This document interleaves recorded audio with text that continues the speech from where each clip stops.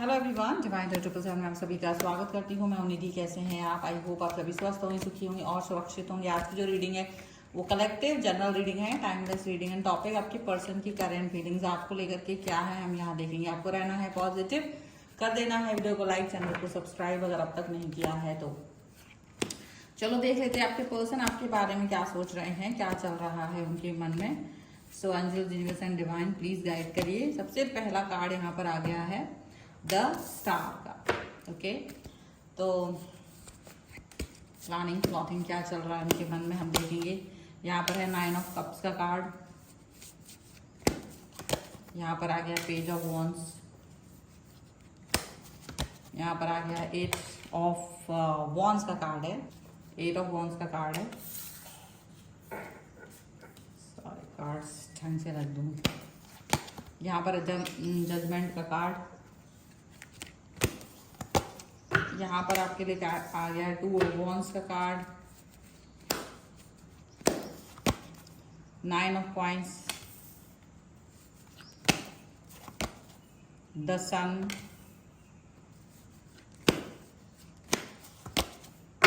10 of wands,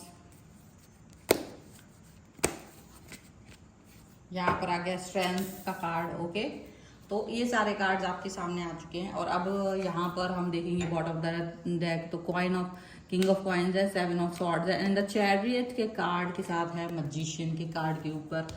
अभी क्या दिख रहा है, ये ऐसा लग रहा है ना, ये रिटर्न करने वाले हैं। ये बहुत बड़ा यू टर्न लेकर के आपकी तरफ आ रहे हैं, दौड़ लगाते हुए, एक स्टेबल रिलेशनशिप की होप देते हुए आपकी तरफ आ रहे हैं।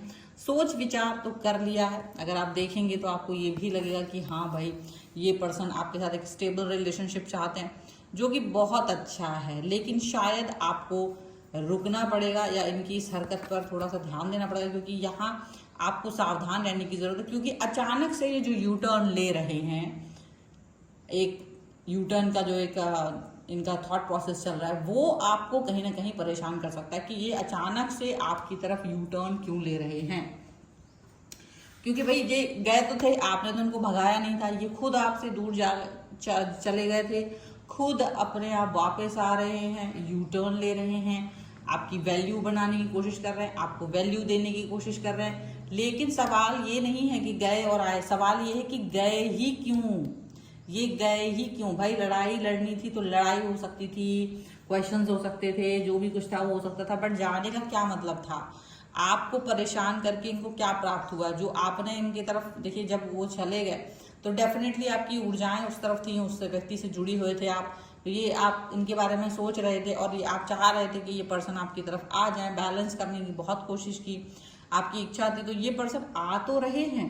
लेकिन क्या ये पर्सन आपकी तरफ आने का जो एक प्रस्ताव रख रहे हैं या जो भी कुछ है, तो उसमें आपको एग्री करना चाहिए कि नहीं करना चाहिए? क्योंकि इनका जो फॉर्मूला है वो ये है कि अभी आपकी तरफ आकर के भी इनका पूरा दिमाग आपकी तरफ नहीं रहेगा। ये 100% आपकी तरफ कनेक्शन को नहीं दिखाएंगे, ये 100% आपकी तरफ सिचुएशंस को नहीं दिखाएंगे। ये कहीं ना कहीं चीज़ों को लेकर के, बातों को लेकर के, सिनेरियोज को लेकर के डेफिनेटली अपना जो सिचुएशन है वो नहीं रखेंगे। और इनको ये लगता है कि ये पर्सन आपके लिए बहुत ज़्यादा पॉजिटिव फील करना चाहेंगे, पर वो उतना अंदर से फील नहीं कर रहे होंगे। ठीक है, ये याद रखिएगा। मतलब क्यों नहीं कर रहे होंगे अंदर से उतना अच्छा फील? कारण ये है क्योंकि ये पर्सन जो है वो अभी भी डबल स्टैंडर्ड, डबल माइंडेड है। डबल माइंडेड होने का मतलब है कि शायद ये किसी को सबक सिखाना चाह रहे हैं।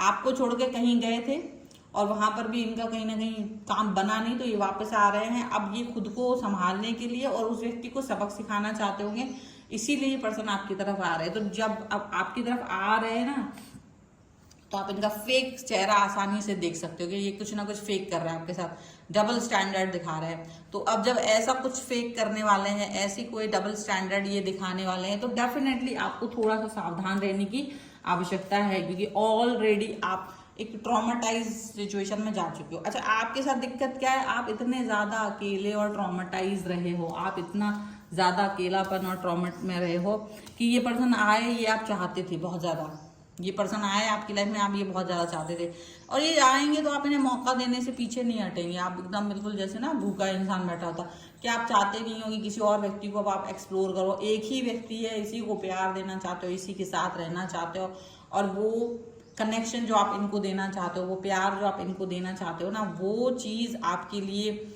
मायने रखती है। बस इतना जरूर है कि वो चीज आपके लिए मायने रखती है। और डेफिनेटली आप इस सिचुएशन को लेकर के आगे बढ़ना चाह रहे हो कि यार ये पर्सन मुझे कहीं ना कहीं प्यार दिखाए, कहीं ना कहीं मेरे साथ जुड़ जाए, मुझे कई सारे लोगों को एक्सप्लोर नहीं करना है, मैं एक ही व्यक्ति के साथ रहना चाहती हूँ।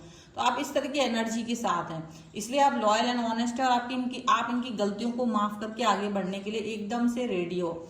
पर क्या सचमुच आपको ये करना चाहिए बिना सोचे समझे? क्योंकि ये तो दूसरों के हिसाब से आ रहे हैं, इनका फंडा टोटल ये तो नहीं है कि हाँ मुझे इसी व्यक्ति के साथ रहना है। इनका फंडा कहीं ना कहीं ये है कि दुनिया जहान में ये धोखा दे चुके हैं, तो वो इसलिए आ रहे हैं वापस से। धोखा खाने के बाद वापस आ रहे हैं, तो एक बार चीटिंग करने के बाद क्या ये दूसरी बार चीटिंग नहीं करेंगे? इसकी कोई गारंटी अभी नहीं दी जा सकती है। तो कहीं ना कहीं आपको स्टेबल रहने की जरूरत है। आप भले ही मैं इसको मौका दे, पर शायद सजग रहने की जरूरत है। शायद आपको उसको उस लेवल पे वापस से प्यार नहीं करने की जरूरत है। शायद आपको ये देखने की जरूरत है कि मुझे इस व्यक्ति को वही सब कुछ नहीं देना है जो मैंने इसको हमेशा से दिया है, ये इस लायक नहीं है। तो इस चीज का आपको ध्यान रखना पड़ेगा, क्योंकि अगर आप इस चीज का ध्यान रखोगे, अगर आप इस चीज पर फोकस करोगे, तो शायद बहुत सारी चीजें आपके लिए ठीक होंगी, शायद बहुत सारी बातें आपके लिए बेहतरीन होंगी। ये बात याद रखिएगा आप, क्योंकि ये पर्सन जो है वो डेफिनेटली आपके साथ में जुड़ाव फील कर रहे हैं, वो आपके साथ में कनेक्ट फील कर रहे हैं, तभी आपकी तरफ आ पाएंगे, माफी भी मांगेंगे, हाथ पैर भी जोड़ेंगे। पर क्या वो सारी चीजों को करने के लिए मतलब दिल से कुछ कर रहे होंगे?